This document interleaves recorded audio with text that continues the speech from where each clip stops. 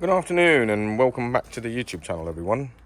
Well, after many weeks and what seemed like ages and several bills, the Jag is back. Yeah, I've driven it back. It seems to be driving okay, but I have had a lot of work done. So I think now, after an interior clean, which is next, this car will be ready to be driven every day, in my opinion, which was always the goal, to make it my daily driver. And I think we're kind of there now. So we'll recap all of the work that was done. So let's start off with the exterior, and you can see now I've got that badge and the plinth on. Also had brand new wipers put in. These bolts are all new. And you'll remember the wing mirrors. They came out okay, didn't they? So yeah, definitely prefer that to the aftermarket chrome that was on them. So that's that. Also had the two pedestrian impact sensors that are there sorted out. The air conditioning hose was also replaced. You can see the other well. What else?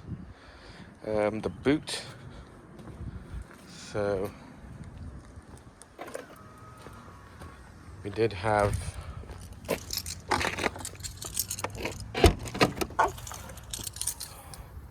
got a parcel shelf now, fully installed, and it needs a bit of a clean, I guess, which is next on the agenda. Yeah. Apart from that, let's get inside the car, because a lot of it could have improved inside. So as you can see now, these door cards are nice and flush.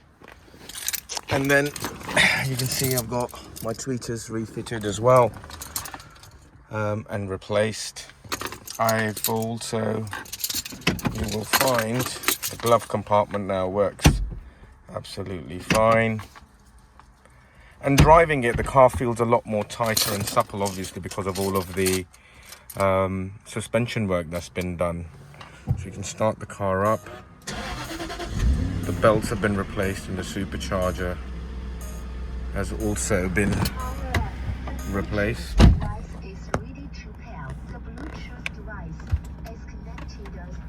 Alright, so you can see it's revving well now. There's no errors on the dash, and the air conditioning also works.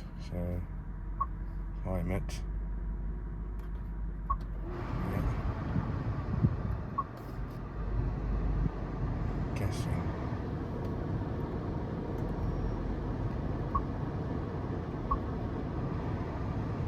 Oh.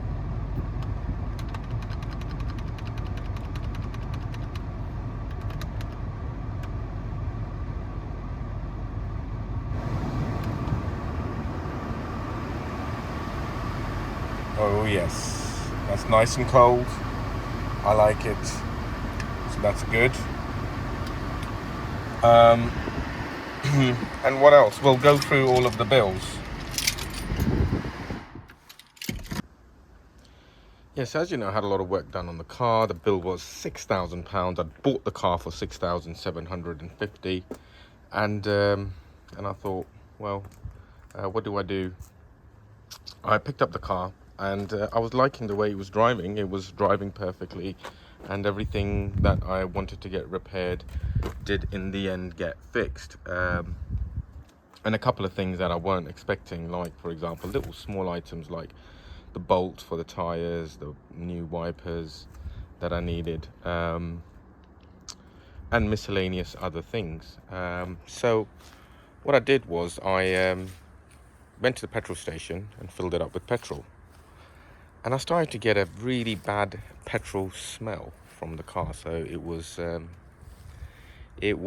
yeah, really strong.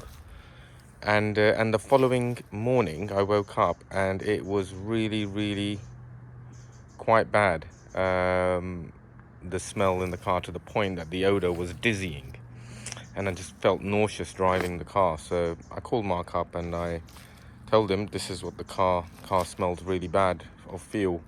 And because the car was low on fuel, they never diagnosed it or noticed it, and neither did I. I only filled it up the once when I bought it, and then after that I ran that, and I remember when I filled the car up with petrol initially, I remember thinking, oh, that smells a lot, but I didn't think it was anything serious.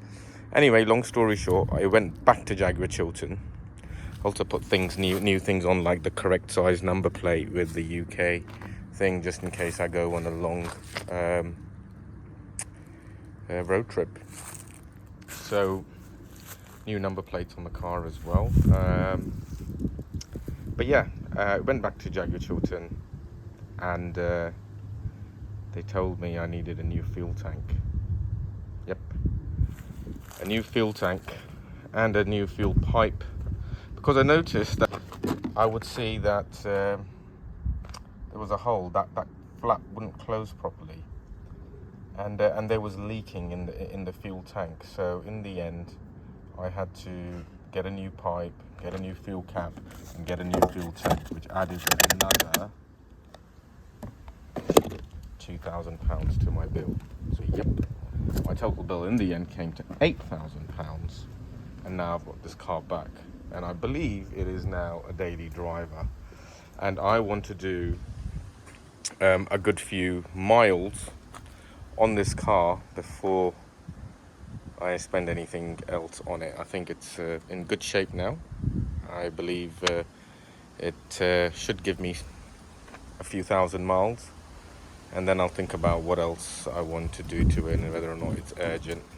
I'm going to keep the bodywork honest for now, rather than sprucing it up, because I think it's in pretty good order. Very usable car, and yeah, I'm going to put at least 5,000-6,000 miles on it, hopefully, touch wood, before I spend any more money on it. So yeah, it's back, and I will take it for a drive and take you guys along for a cruise in the next upload. But for now, yeah, that's basically it. Let's have a look at the bills and all of the work that was done, and how it cost me £8,000, despite me buying it for 6,750. I've now spent £8,000 on repairs. So it just goes to show there's no such thing as a cheap XKR. By the time you've ended up sorting it out, you are looking at £12,000-13,000 for a high mileage one, and slightly more for a lower mileage one. So I know there's a lot of cheap Jaguar XKRs on the market right now, but don't be fooled. If you don't have 12-13 grand in your pocket, don't attempt to buy an XKR. You might pick one up for 8-9 grand, which might be in better condition than this, but you'll probably end up spending 2-3 grand on servicing the gearbox and servicing costs, really. I mean, like, a lot of my bill is just parts. There's not really a lot of labor. Out of about 8 grand, I think there's about 2,700 is labor cost. The rest is all parts, and parts aren't cheap. So from that perspective, I will just always advise that remember, these are complicated cars. Parts aren't easily or readily available. You end up almost always having to go to the dealer to source the parts for these cars, and yeah, that's where I'm at with it. So I'm at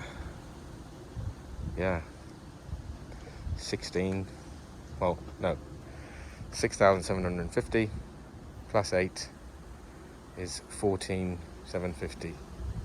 14,750 for this, to bring it up to this condition. And is it worth it? No, but we already decided that we were going to do it anyway. But for now, I'm going to take a chill pill, enjoy this car, enjoy the filters and all of the wear and tear parts that I've replaced, and enjoy those new suspension components, which are making the car feel really, really nice and tight, and the cabin, which is a much nicer place to be. So yeah, that's where we are, and yeah, I'll keep you posted. Let's have a dive through the bills now. Right, so looking at the bills then, I carried out a full service including spark plugs. The labour just for that was £380. Renew the gearbox oil and filter, that was £150. Replace auxiliary and supercharger drive belts, £100. Renew the supercharger oil, £50. Check pedestrian system fault codes and clear, £50. Remove bumper and replace pedestrian system crash, £100. I replaced both those sensors. Then replace both near lower shock bushes, £200. Replace both near lower wishbone arms, £200. Refit both door trims, £60. Remove both door mirror chrome covers, £40. Replace glove box assembly, £50. Fit new grill badge, didn't charge labour for that. Replace number plates, £10. Replace wiper blades, no labour for that. Replace offside engine mount, £80. Repair puncher, £30. Replace all wheel nuts, no labour. Replace rear anti-roll bar link rods, £50. Replace offside rear tie rod end with used part and new gaiters, £80. And make up brackets to both rear quarter glasses and fit them, £100. Replace center exhaust section, £100. Pressure test AC system, replace high pressure pipe from evaporator to condenser whilst bumper removed, regas and test, that was all £200.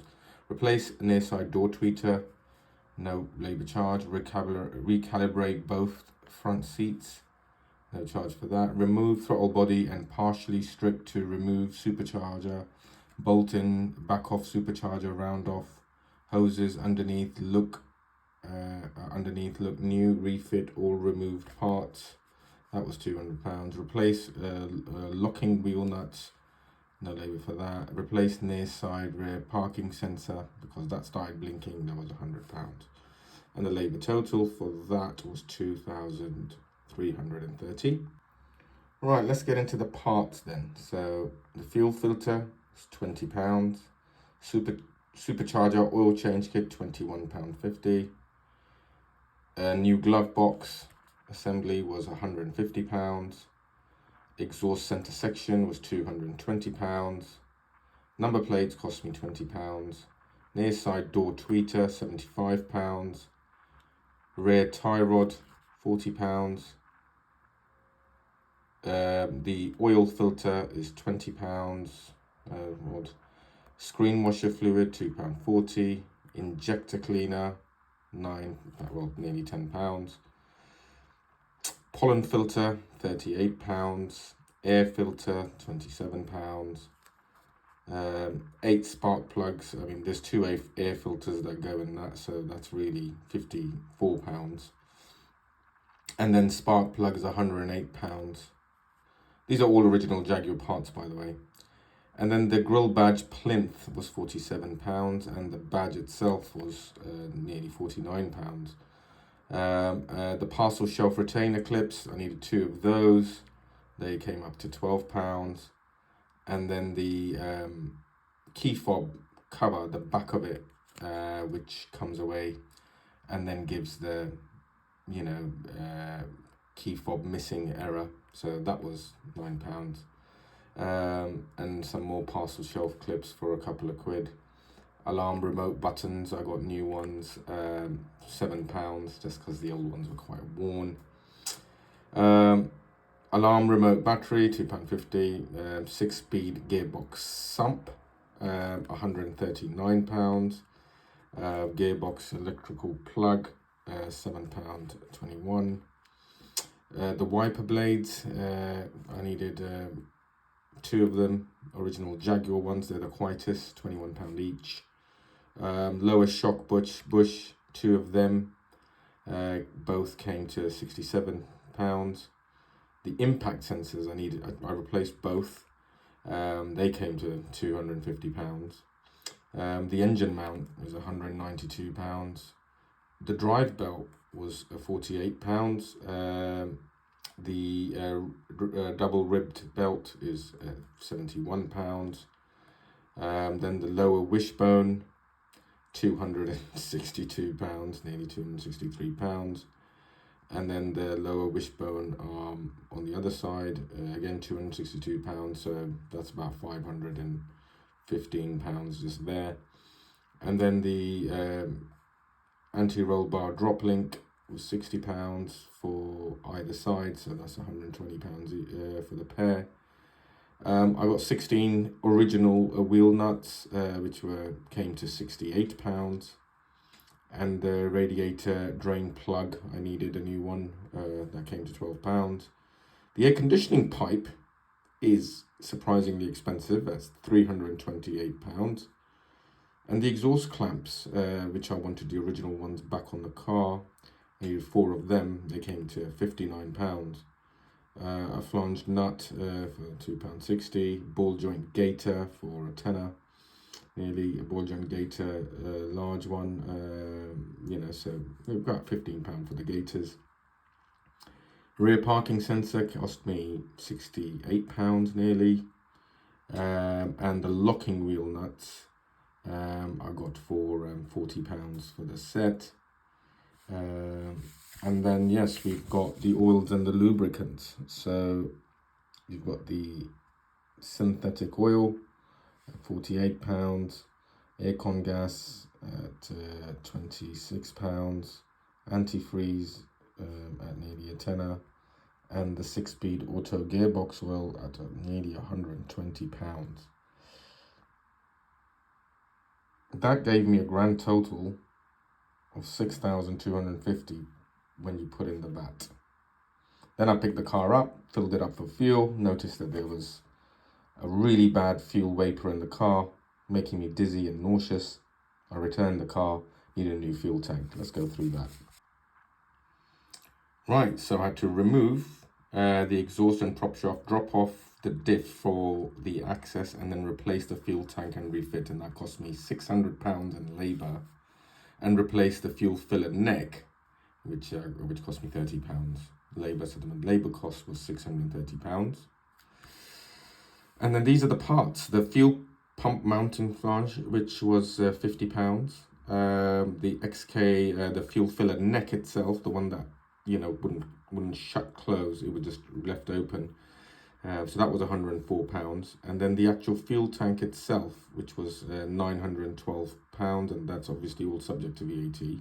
And then I needed a fuel pump gasket, which was nearly £28. So the parts total was £1,094, bringing the total bill to £2,069. So that's the total that I've spent on it so far. Big numbers, but hopefully I'll get many miles. Got my service book stamped as well, and that's good because that brings its service history and records up to date now. So it's had a few services, but I've just serviced, as you know, everything to make sure that it's all up to date and I know where I am with it. Well, there you have it. So that's the roundup for collecting the car. I've just had it picked up today, so I've driven it back about 20-30 miles. Seems to be performing really well. I would imagine so after that outlay. But yeah, I'm looking forward to actually driving the thing and putting some miles on the car, and hopefully it's ready to be driven daily. I certainly hope so. So keep watching, and next time we'll take it out for a drive and see how it's improved. Yeah, until next time, thanks a lot.